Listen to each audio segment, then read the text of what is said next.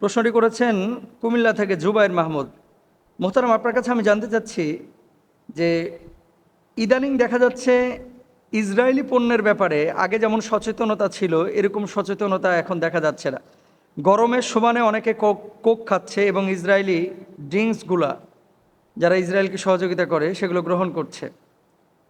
এ ব্যাপারে আপনার বক্তব্য জানতে চাই। 2 নম্বর বিষয়, জিম্বাবুয়ের টিম যে বাংলাদেশে খেলতে এসেছে, এখানে তাদের ক্যাপ্টেন মুসলমান সিকান্দার রাজা, তিনি সংবাদ সম্মেলনে কোকের বোতলকে নিচে ফেলে দিয়েছেন।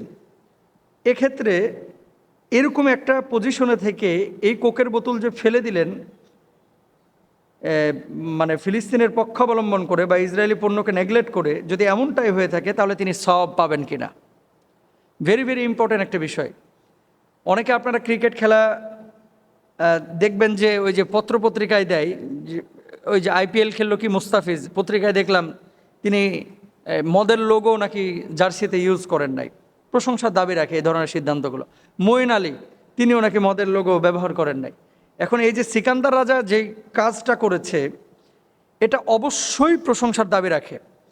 এবং তিনি যদি ফিলিস্তিনকে ভালোবেসে বা মুসলমানদেরকে ভালোবেসে এই মানে এই কোকটাকে যদি এখানে সরায় দেন বয়কটের সমর্থন জানিয়ে, তাহলে অবশ্যই এক্ষেত্রে সওয়াব তিনি পাবেন। কারণ কোরআনুল কারিমে আল্লাহ তাআলা বলেছেন ওয়াতাআওয়ানু আলাল বিররি ওয়াত্তাকওয়া ওয়ালা তাআওয়ানু আলাল ইসমি ওয়াল উদওয়ান। সৎ কাজের ব্যাপারে একে অপরকে সহযোগিতা করো, অসৎ কাজের ব্যাপারে কেউ কাউকে তোমরা সহযোগিতা করো না।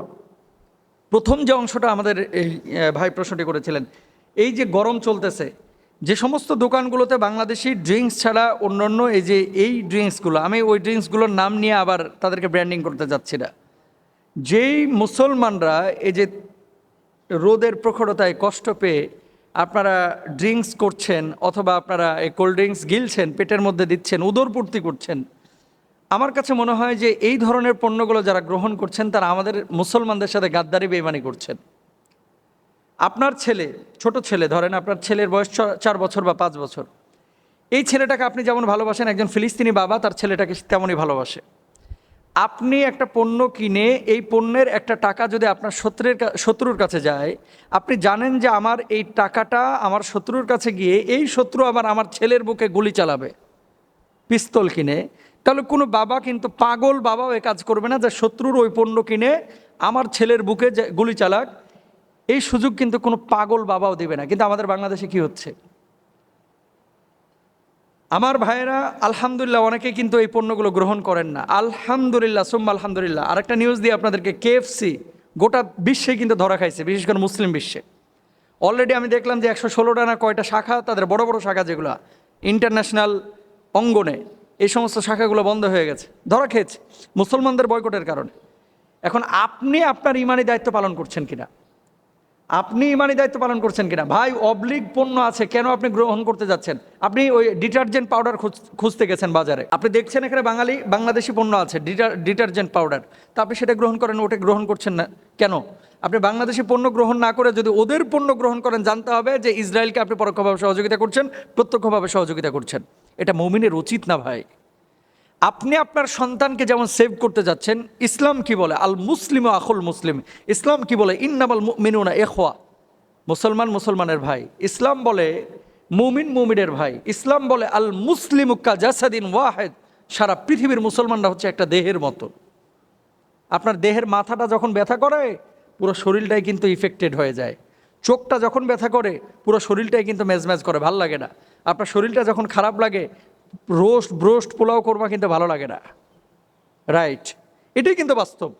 তো সারা পৃথিবীর মুসলমানদেরকে নবীজি বললেন যে একটা দেহের মতো। সেই একজন মুসলমান কোথাও আক্রান্ত হলে সারা বিশ্বের মুসলমানরা যেন আক্রান্ত হয়ে গেল। কেন আমরা এগুলো বুঝতেছি না? কেন আমরা এগুলো স্মরণ করছি না? কেন আমরা এগুলো খেয়াল করছি না? আজকে মুসলমানরা যারা এই কাজগুলো আমরা করছি, বুঝে হোক না বুঝে হোক ভাই, অন্যায় করতেছি।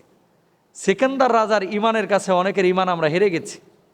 উনি যদি এরকম একটা জায়গায় থেকে একটা দেশে খেলতে এসে সেখান থেকে এই কোককে ছুঁড়ে ফেলতে পারে, ও মুসলমান, আপনি আমি কেন পারি না? আমি নামাজ পড়ি, আমি রোজা করি, আমি হজ করি, আমি জাকাত দিই, আমি নামাজে সিজদা দিতে দিতে কপালে 6 ইঞ্চি কালো দাগ ফেলা দিলাম, অথচ তাদের পণ্যটা আমি এখনো বর্জন করতে পারলাম না।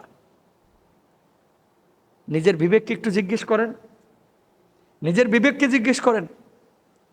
খাইতেছেন কোক, কানে আবার ফিলিস্তিনের ভালোবাসার গান। খাইতেছেন কোক, অন্তরে আবার মানে ফিলিস্তিনের মুক্তি কামনা করতেছেন। তার মানে কি? তার মানেটা কি? আপনি সহযোগিতা করতেছেন। আল্লাহ তাআলা আমাদেরকে বোঝার তৌফিক দান করুন।